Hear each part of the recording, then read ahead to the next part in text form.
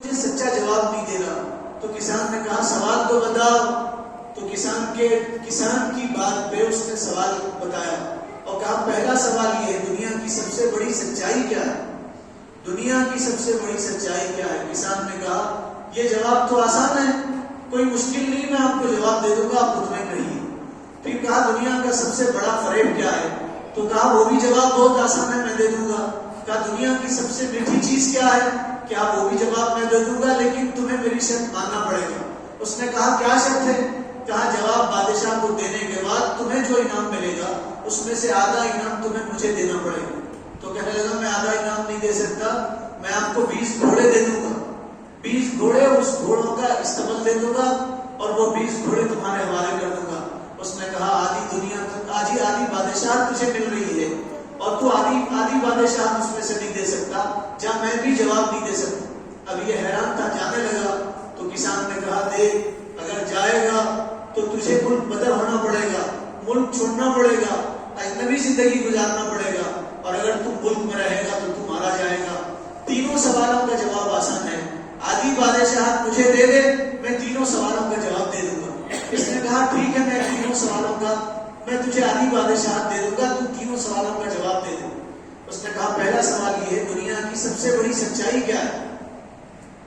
تو کسان نے مسکرا کے کہا سن, دنیا کی سب سے بڑی سچائی موت ہے, موت.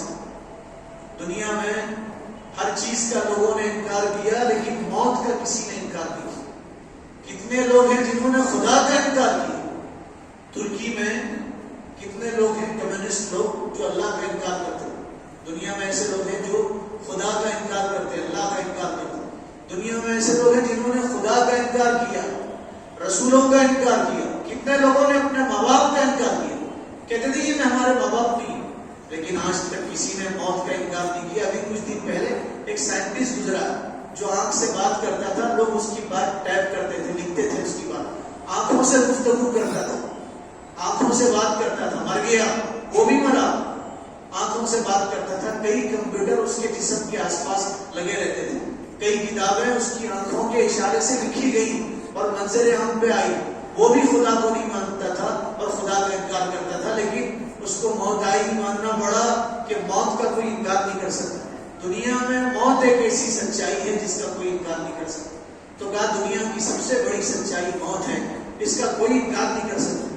پھر اس وزیر نے کہا یہ بتاؤ دنیا کا سب سے بڑا فریب کیا ہے, دھوکہ کیا ہے؟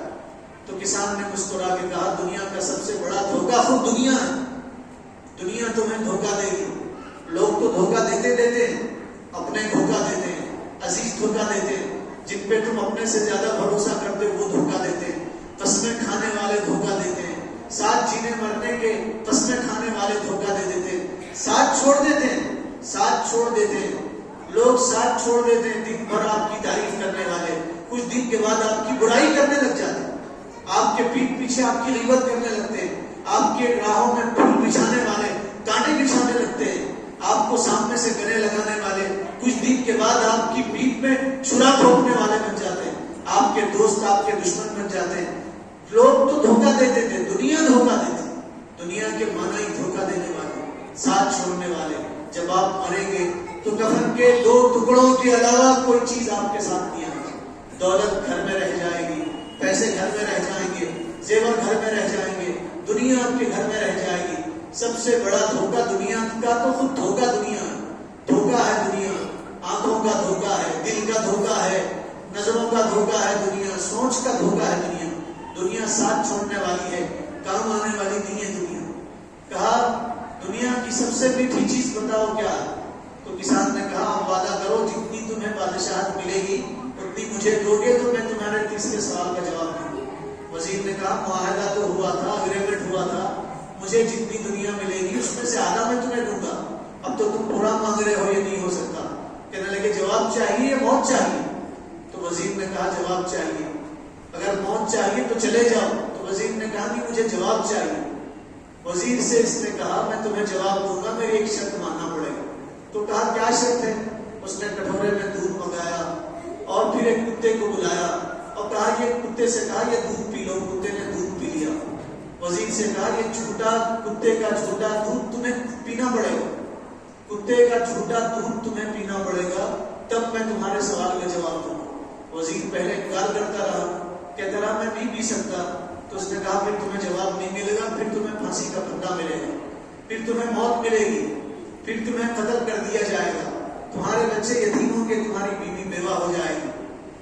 تو اس نے کہا ٹھیک ہے میں تمہاری بات مان لیتا ہوں۔ آنکھیں بند کر کے چاہے نہ چاہے اس نے وہ کتے کا چھوٹا دودھ پی لیا۔ پھر کسان سے کہا بتاؤ دنیا کی سب سے میٹھی چیز کیا ہے؟ تو کسان نے مسکرا کے کہا سنو دنیا کی سب سے میٹھی چیز غرض ہے، غرض۔ آدمی اپنی غرض کے لیے ذلیل ہو جاتا ہے، اپنی غرض کے لیے ذلیل ہو جاتا ہے، لوگوں کے تلوے چاٹنے لگتا ہے، اپنی غرض کے لیے لوگوں کے تلوے چاٹنے لگتا ہے، اپنی غرض کے لیے آدمی انتہائی گھٹیا بن جاتا ہے، اپنی غرض کے لیے آدمی کتے کا چھوٹا دودھ پینے لگ جاتا ہے۔ دنیا کی سب سے میٹھی چیز غرض ہے۔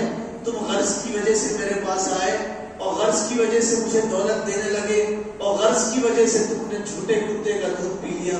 تو دنیا کی سب سے میٹھی چیز غرض ہے، غرض۔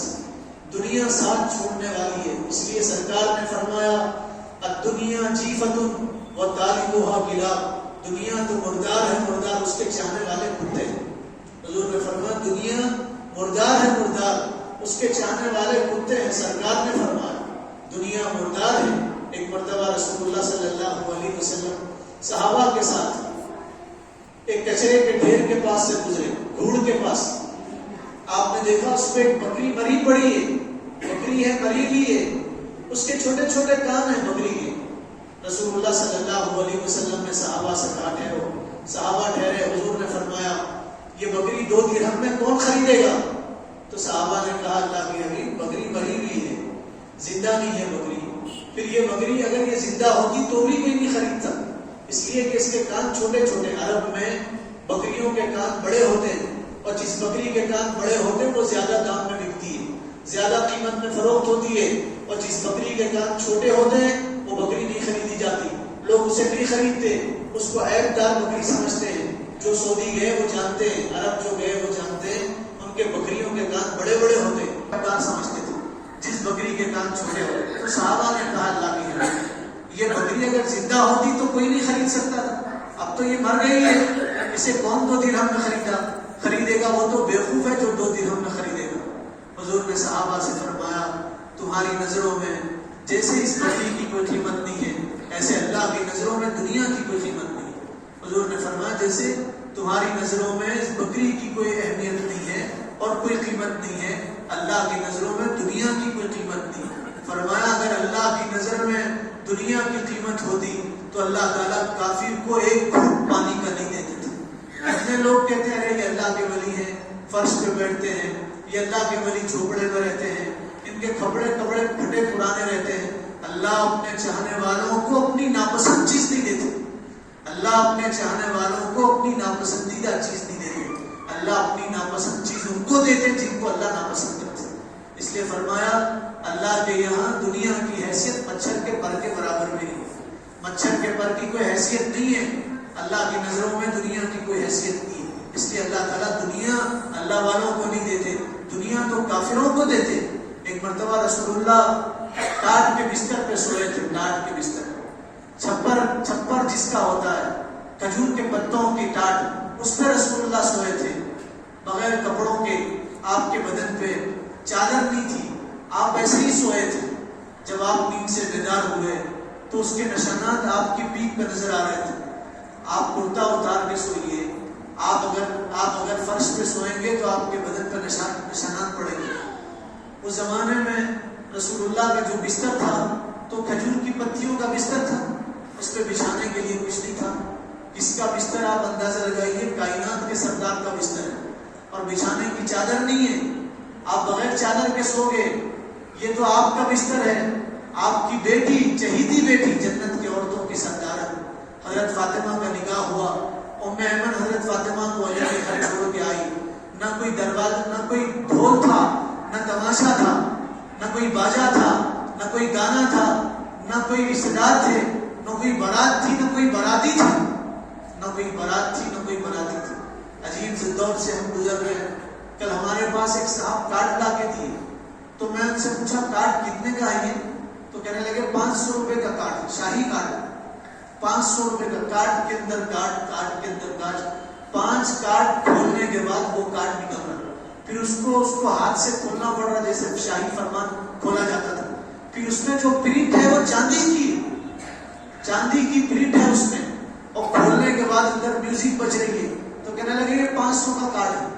آپ اندازہ لگائیے اگر انہوں نے وہ کارڈ 100 چھاپے ہوں گے تو ان 100 کارڈوں میں غریب بچی بیاہی جاتی تھی، اس کے ہاتھ پیلے ہو جاتے تھے، وہ اپنے گھر کی ہو جاتی تھی، وہ اپنے باپ کے گھر سے رخصت ہوتی تھی، اس کی ڈولی اٹھ سکتی تھی. اگر انہوں نے 200 کارڈ چھاپے ہوں گے تو آپ اندازہ لگائیے کتنی بچیوں کی شادی ہوتی تھی. ظالم دور سے ہم گزر رہے. یہ ظلم ہے. ظلم صرف یہ نہیں آپ کسی کا پیسہ چھینو، ظلم صرف یہ نہیں آپ کسی کی زمین پر قبضہ کرو، ظلم صرف یہ نہیں آپ کسی پہ مارو.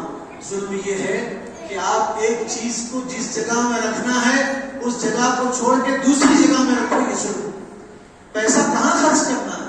پیسہ خرچ کرو اللہ کے راستے میں، پیسہ خرچ کرو غریبوں پہ، پیسہ خرچ کرو یتیموں پہ، پیسہ خرچ کرو مسکینوں پہ، پیسہ خرچ کرو خدا کے راستے میں، پیسہ خرچ کرو مسجدوں میں، اور پیسہ چھوٹی شان پہ خرچ کر رہے ہیں. وہ گارڈ جو میرے پاس آیا، میں نے دیکھا فلاں تاریخ کو شادی ہے، میں اسے بند کر کے رکھ دیا. اب وہ گارڈ میرے کیا کام آئے گا؟ 500 کا کارڈ، وہ گارڈ ان کے کیا کام آئے گا؟ چھوٹی شان پہ انہوں نے خرچ کیا.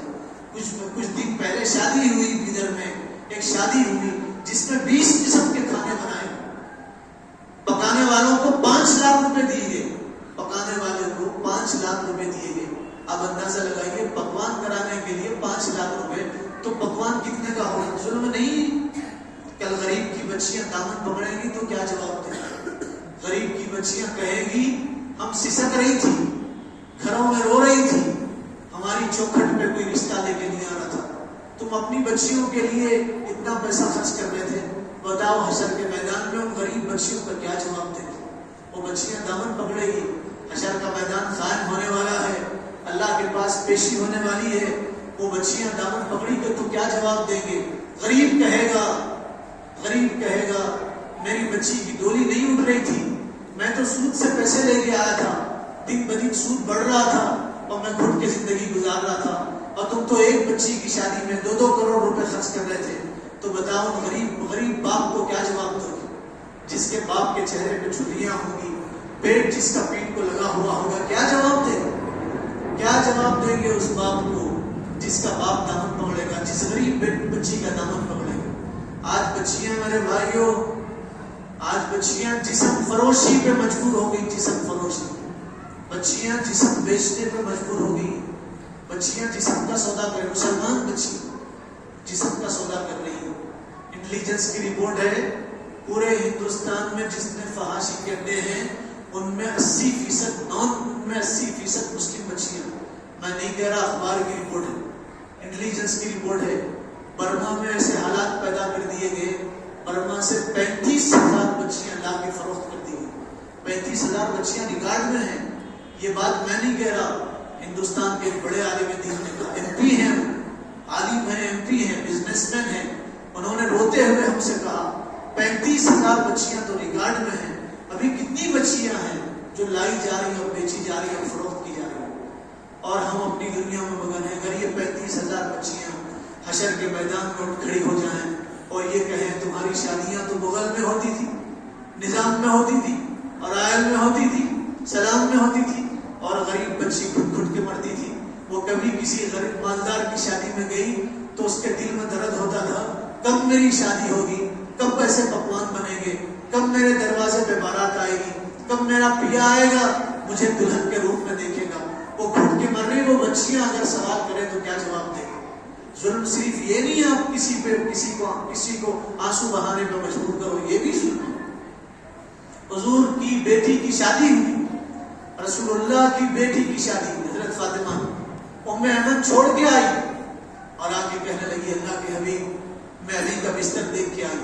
علی کا بستر جس بستر پہ علی سوئیں گے، جس بستر پہ فاطمہ سوئیں گی، رات گزاریں گی، آپ کی بیٹی جنت کی عورتوں کی سردار، آپ کی لخت جگر، آپ کے جگر کا ٹکڑا جس بستر پہ سوئے گی وہ ٹاٹ کا بستر ہے، اس پہ بچھانے کے لیے چادر نہیں، اللہ کے حبیب اگر چادر مل جاتی تو فاطمہ خوش ہو جاتی، علی خوش ہو جاتے۔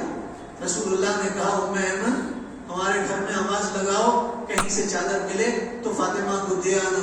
حضرت ام ایمن نے حضور کے دروازوں پہ آواز لگایا اور یوں کہا حضور کو چادر چاہیے۔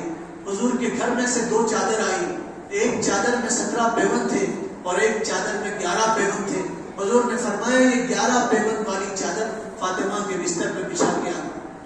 حضرت ام ایمن وہ 11 پیوند کی چادر لے کے گئی۔ پہلی رات ہے، بس ملن کی رات، پہلی رات ہے، حضرت علی کی شادی ہوئی، حضرت فاطمہ کی شادی۔ جہیز دینے کے لیے کچھ تھی، اس پہ بچھانے کے لیے چادر نہیں تھی، 11 پیوند والی چادر حضور نے دیا اور وہی چادر بچھا کے ام ایمن آ گئی۔ 11 پیوند کی چادر ملی، لیکن وہ جنت کی عورتوں کی سردار۔ یہاں مخمل کا بستر ملے گا اور جہنم میں پہنچے، مخمل کا بستر ملے گا اور جہنم کے ایندھن بنے گا۔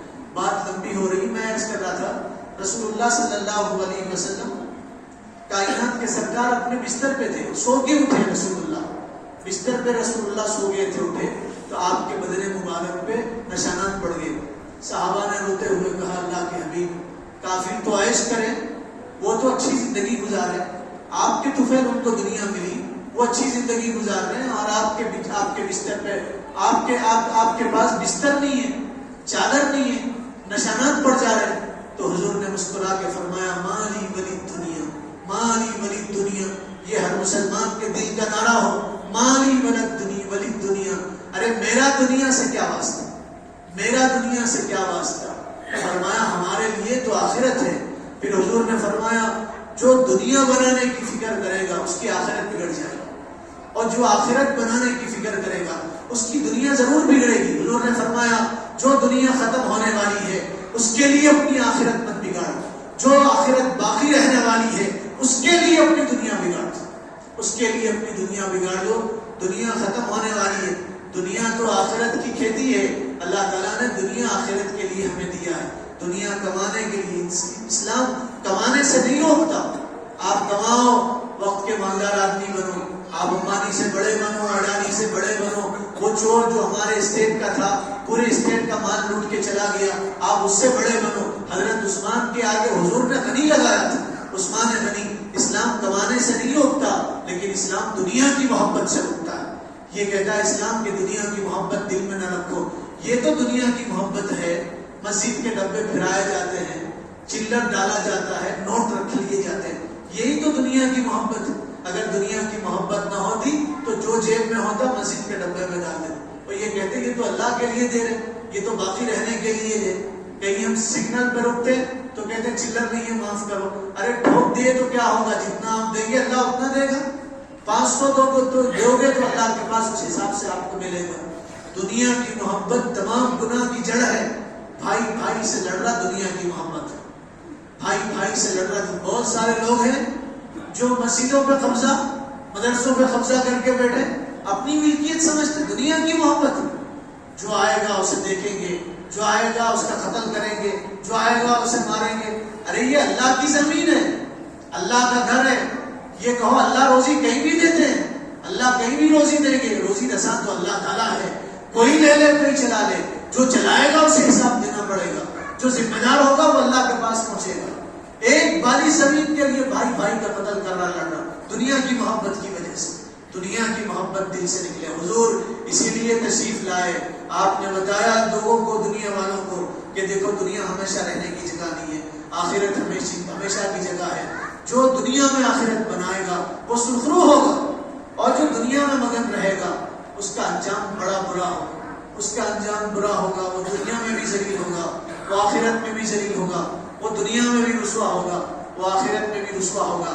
ایک صحابی ہیں حضرت عبداللہ ابن عمر، حضور نے ان کے کندھے پہ ہاتھ رکھ کے فرمایا کن فی دنیا کانک غریب و عابر السبیل، دنیا میں ایسے رہو جیسے غریب رہتا ہے، دنیا میں ایسے رہو جیسے مسافر رہتا ہے۔ ایک موقع پہ حضور نے فرمایا میں تو دنیا میں ایسے رہتا ہوں جیسے کوئی مسافر کسی منزل کی طرف چلا اور راستے میں چھاؤں دیکھا، درخت دیکھا، اس کے نیچے کچھ دیر سو گیا سستانے کے لیے، کچھ دیر کے بعد اٹھا پھر چل دیا۔